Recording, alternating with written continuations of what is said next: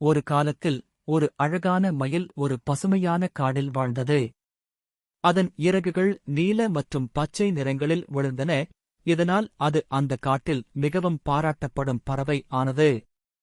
ஒவ்வொரு உயிரினமும் மயிலின் கண்கவர் தோற்றத்தை பொறாமையாக கண்டன, மேலும் அது அடிக்கடி சூரியனின் கீழ் மயில் ஆட்டங்களை ஆடும் தனது பிரகாசமான இறகுகளை பரப்பியது.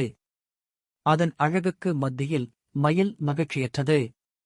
ஒரு நாள் அது வானத்தை பார்த்து ஒரு ஏரல் அழகு மாறி பறந்து வந்ததைக் கண்டது. மயில் செய்கை செய்து, எவ்வளவு அழகாக இருக்க வேண்டும், இவ்வளவு உயரமாக பறந்து மேகங்களை உணர்ந்து உலகத்தை மேலிருந்து காண வேண்டும்.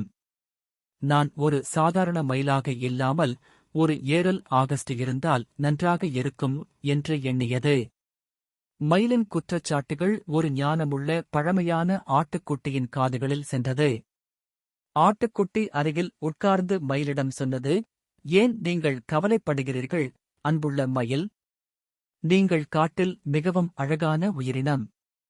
ஒவ்வொரு பறவையும் மற்றும் உயிரினமும் உங்களை பாராட்டுகின்றன, ஆனால் அதற்கு மயில் நான் கழுகை போல உயரமாக பறக்க முடியாதால் இந்த அழகு இருந்து என்ன பயன்? மயில் பதிலளித்தது. நான் தரையில் இருக்கிறேன், மற்றவர்கள் வானத்தில் பறந்து கொண்டிருக்கிறார்கள். ஆட்டுக்குட்டி சிரித்து அதற்கு பதில் சொன்னது, ஒவ்வொரு உயிரினமும் அதன் தனித்துவமான நற்பண்புகளை உடையது. கழுகு உயரமாக பறக்கக்கூடியது, ஆனால் அது உங்கள் அழகைக் கொண்டிருக்காது. இரவில் பாடும் கீதம் இனிமையாக பாடும், ஆனால் உங்கள் பிரகாசமான இறகுகளை ஒப்பிட முடியாது. நீங்கள் உள்ளதை பாராட்டுங்கள், ஏனெனில் எவரும் முழுமை இல்லை.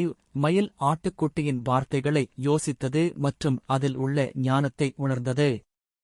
அந்த நாளிலிருந்து அது கழுகின் பேல் பொறாமை வேண்டாம் என்று முடிவெடுத்து தனது அழகு மற்றும் மேன்மையை ஏற்றுக்கொண்டு அனைவரும் காணக்கூடிய வகையில் நடனமாடியது. நீதி: நாம் அனைவரும் தனிப்பட்ட வலிமைகள் மற்றும் திறமைகள் உள்ளோம். பிறருடன் ஒப்பிடுவதற்கு பதிலாக நமது சொந்த பரிசுகளை ஏற்றுக்கொண்டு கொண்டாட வேண்டும்.